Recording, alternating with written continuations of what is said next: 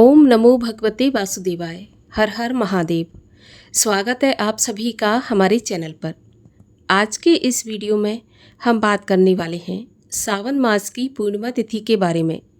सावन की पूर्णिमा किस दिन रहेगी, रक्षाबंधन का त्यौहार कब मनाया जाएगा, कब पूर्णिमा तिथि प्रारंभ होगी, कब समाप्त होगी और इस दिन के शुभ मुहूर्त क्या क्या होंगे, सभी के बारे में आज के इस वीडियो में बात करने वाले हैं।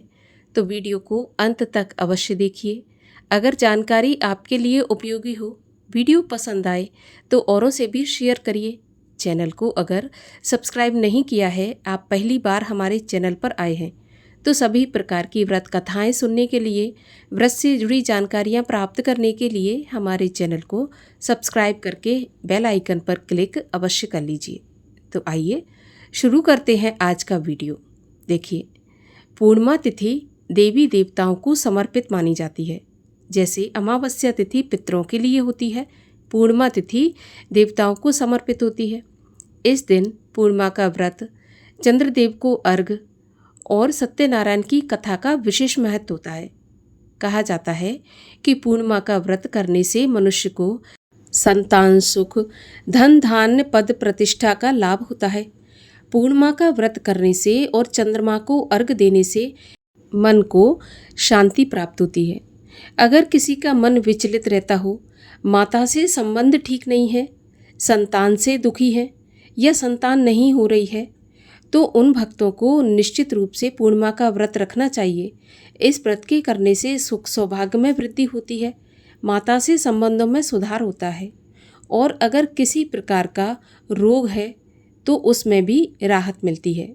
इस दिन चंद्रमा अपनी संपूर्ण कलाओं से युक्त होते हैं। कहा जाता है कि पूर्णिमा की रात्रि में चंद्रमा को अर्घ देने से, चंद्रमा की रोशनी में बैठने से चर्म रोग भी ठीक हो जाते हैं। तो इसीलिए पूर्णिमा के दिन व्रत रख के चंद्रमा को अर्घ अवश्य देना चाहिए। इस दिन भगवान सत्यनारायण की कथा का भी विधान है। भगवान सत्यनारायण की कथा करवाकर और उसका पुण्य फल अगर हम अपने पितरों को समर्पित करते हैं तो जो भी पितृगण हमारे अधोगति में होते हैं उन्हें मोक्ष की प्राप्ति होती है। पूर्णिमा के दिन दान भी अवश्य करना चाहिए। हो सके तो ब्राह्मण भोजन कराएं, क्योंकि शास्त्रों में ऐसा कहा है कि दान का सर्वश्रेष्ठ साधन एक तो ब्राह्मण, दूसरे अग्निदेव। अगर आप ब्राह्मणों को दान देते हैं, भोजन कराते हैं, तो सीधे सीधे हमारा दान उन तक पहुंचता है जिनके निमित्त हम ये करना चाहते हैं। तो हो सके तो इस दिन ब्राह्मणों को दान भी देना चाहिए। पूर्णिमा के दिन संध्या के समय मुख्य द्वार पर दीपक जलाएं। पूर्णिमा के दिन तुलसी माता पर भी दीपक जलाना चाहिए। इस बार साल 2026 में सावन महीने की पूर्णिमा बेहद खास है, क्योंकि इस दिन पंचक भी है, इस दिन भद्रा का वास भी है और इस दिन चंद्र ग्रहण भी होने वाला है।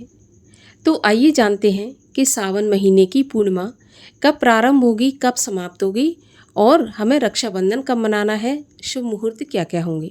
तो देखिए, पूर्णिमा तिथि का प्रारंभ होगा 27 अगस्त गुरुवार की सुबह 9:10 से और पूर्णिमा तिथि का समापन होगा 28 अगस्त शुक्रवार की सुबह 9:48 पर। अब ऐसे में पूर्णिमा का व्रत 27 अगस्त गुरुवार को रखा जाएगा, लेकिन रक्षाबंधन 28 अगस्त को होगा, क्योंकि 27 अगस्त को चंद्रोदय व्यापिनी पूर्णिमा तिथि है और चंद्रोदय व्यापिनी पूर्णिमा में ही पूर्णिमा का व्रत धारण किया जाता है।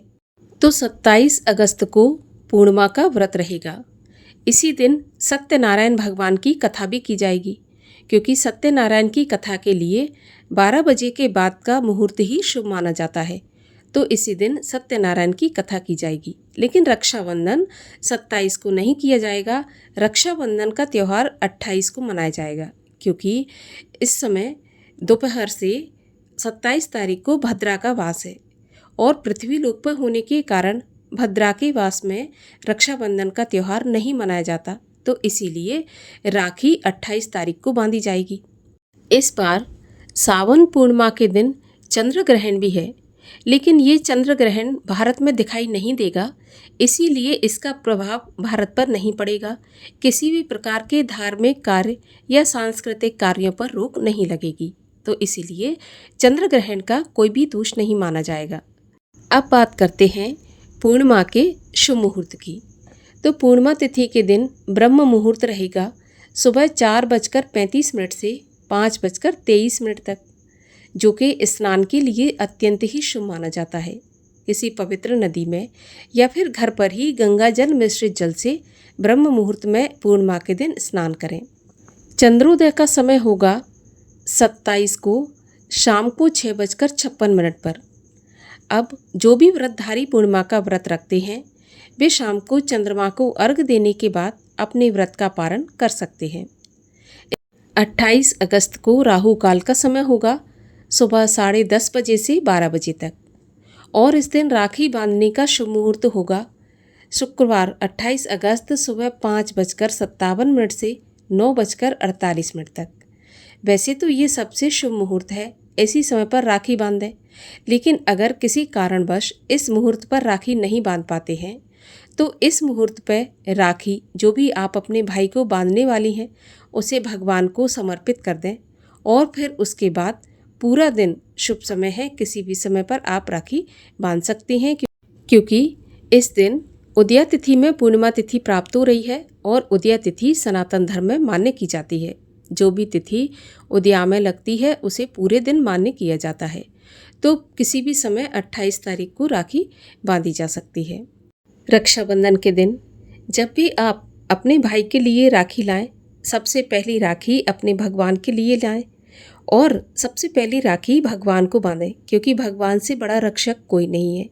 और इसके बाद फिर अपने भाई बांधवों को राखी बांधें।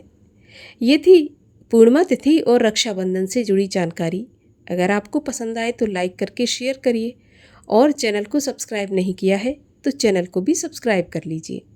मिलते हैं अगले वीडियो में, तब तक के लिए हरे कृष्ण।